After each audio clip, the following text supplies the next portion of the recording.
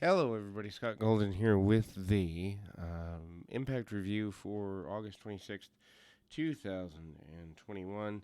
Not a fan of this. I'm a few days behind, but I've been busy with my birthday coming up and some other business related things and larger deals coming up. I have just been busy, so catching up on audio reviews here. Anyway, not a fan of this show, honestly. It feels flat and kind of uninspired in some ways. The wrestling itself is fine for the most part, but their storylines definitely need an overhaul in a lot of ways. And um, where they put emphasis is confusing to me in some ways. Anyway, so uh, Chris Sabin defeated Sammy Callahan. Sabin dives at Callahan first when he's making his entrance.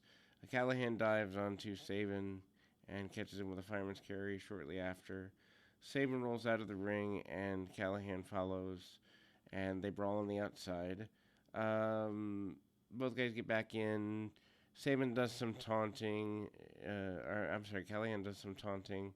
Callahan regains control and puts him on the top rope. Uh, Sabin dives onto Callahan again. Um, he continues to will his way through. They get into a strike exchange, Callahan coming out a bit better. And then he hits a file driver, which Sabin kicks out of. Sabin pops up quickly and delivers a cradle pile driver to Callahan, allowing them to score a 3 count. Moose clears the ring after, attacking both Callahan and Sabin.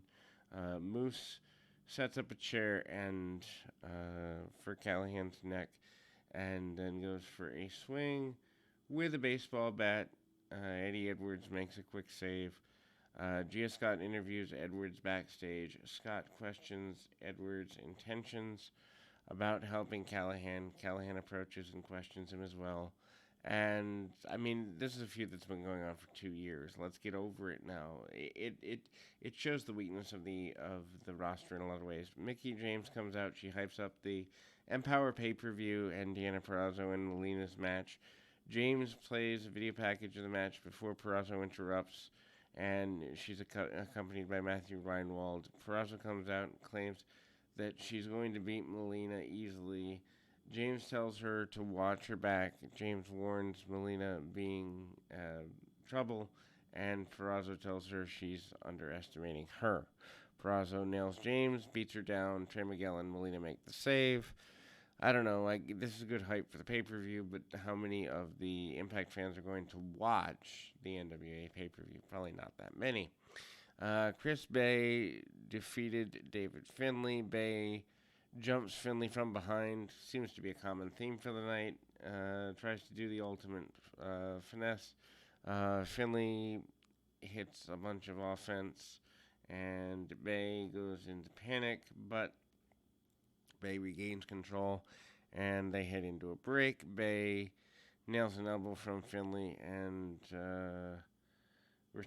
they return to the broadcast. Bay applies a chin lock, and Finlay is able to escape it with help and momentum from the crowd. Finlay takes over, takes the match to the outside, and beats down on Bay for the moment before throwing him back in. Finlay tries a brainbuster.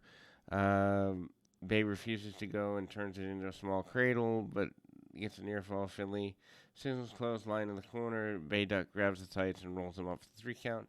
There's no way that a guy at David Finlay's level should be putting over Chris Bay.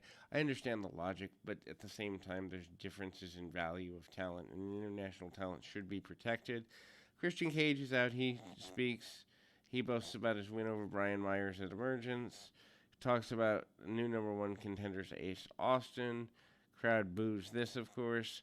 Cage says Austin won't be the one to beat him for the title before being interrupted by Tommy Dreamer. Dreamer says while he despised Kenny Omega's reign over Impact, he couldn't think of a better champion for the era of Impact than Christian Cage.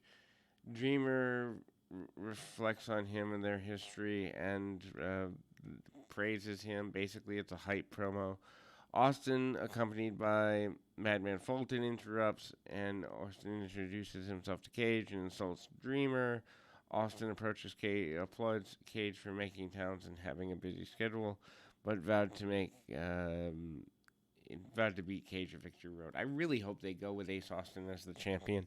He's the best talent they have. That's on the roster, and one of the few talents that I honestly think any other national company would be ripe to steal at the right time. Cage resorts to insulting Austin. By his height, they brawl. Dreamer and Cage stand tall at the end of the segment. To me, the heel should be standing tall in this. Anyway, backstage promo, Violent by Design airs. Eric Young goes after Rhino for getting pinned a lot and says he needs to be cleansed. Ace Austin confronts Scott D'Amore backstage. Austin demands something be done about Dreamer's antics, to which D'Amore grants him a match with Dreamer next week. D'Amore said if Dreamer beats Austin, he gets added to the title match at Victory Road. I'm sorry, but Tommy Dreamer, 35 years almost after ECW, or almost 30 years after ECW, still here, just no, bad, not a good idea. Anyway, Madison Rayne to Neil Dashwood and Caleb with the K defeats Taylor Wilde. Wilde has an advantage. She jumps in on 3 competitors from behind. Tables turn in her favor of the trio rather quickly. Dashwood and Rayne double teamed Wilde in the corner for a minute before